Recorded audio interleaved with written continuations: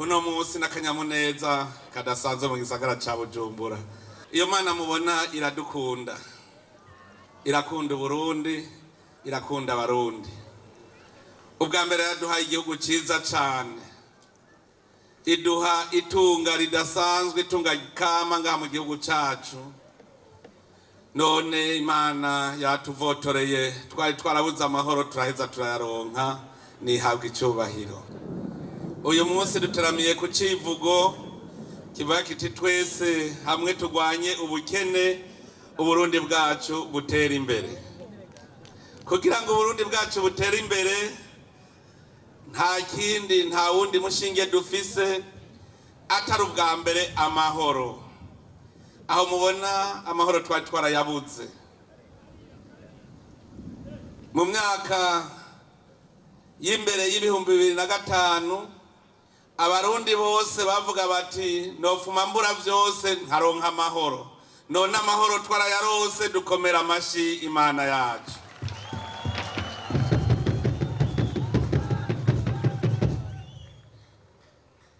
Urumuri rw'amahoro. Ahari urumuri koko haboneka umuco. Urumuri rw'amahoro ruzana koko ubutumwa bw'amahoro, ruzana ubutumwa bw'urukundo, bw'ubumwe, bw'umwumvikano.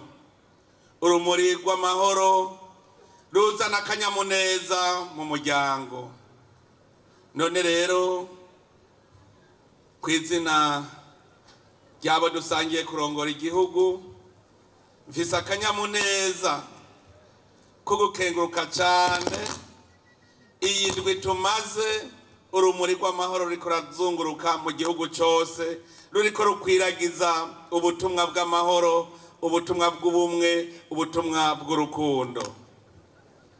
Nagira ubwa mbere nshimira Imana mushobora vyose, kuko yarashoboje intwara rumuri barashobora kuzunguruka mu gihugu cose, hanyuma bakaba bashitse Uburundi buri mu mahoro.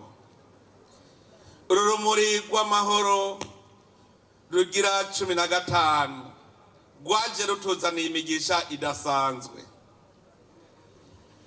Twari tumaze iminsi itari mike abenegihugu batanguye guhanga amaso ijuru, bavuga bati mbega kumenga imvura yataze. Urumuri rw'amahoro rwazananye n'umuhezagiro uvuye mu ijuru. Imvura yacitangura kugwa umunsi urumuri rw'amahoro rwatswa. None ruhejeje kuzunguruka intara zose z'Uburundi, rushitse ngaha ata ntara nimwe idafise imvura uno munsi. Dukomera amashi Imana yacu.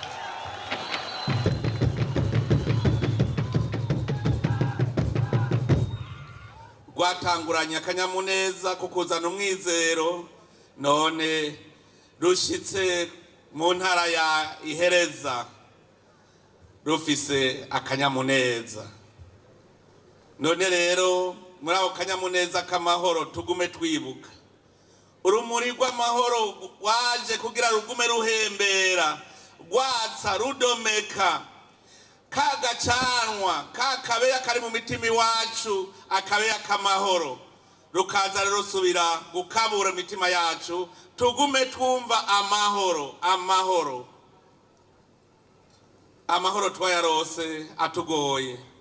Subire ndabibutse gatoyi, muribuka yuko mu 2005 ariho twatanguye inzira y'amahoro mu Burundi. Abenshi bavuga bati mbega biracashoboka. Yemwe dibuke twese twavuga tuti nimukundane, abandi bati biracashoboka, tuti ibidashobokeye abantu bishobokera Imana. Ico gihe twatanguye inkino z'amahoro.